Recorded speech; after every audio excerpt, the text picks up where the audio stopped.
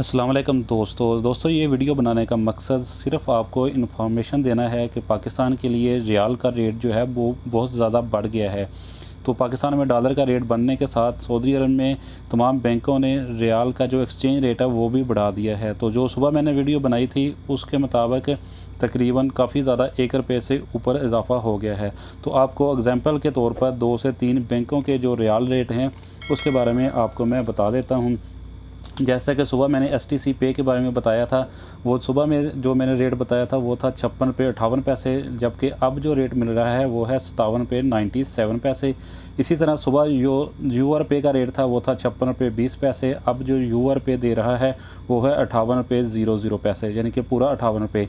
इसी तरह एनसीबी जो सुबह मैंने रेट बताया था वो था 55 रुपये 88 पैसे, जबकि अब जो रेट दे रहा है एनसीबी वो है 57 रुपये 40 पैसे। तो फ्रेंड इसलिए ये वीडियो बना रहा हूँ क्योंकि जो पहले मैंने सुबह वीडियो बनाई थी वो रेट जो है वो एक्सपायर हो गया और हो सकता है कि सुबह तक रियाल रेट में मज़ीद इजाफ़ा हो जाए।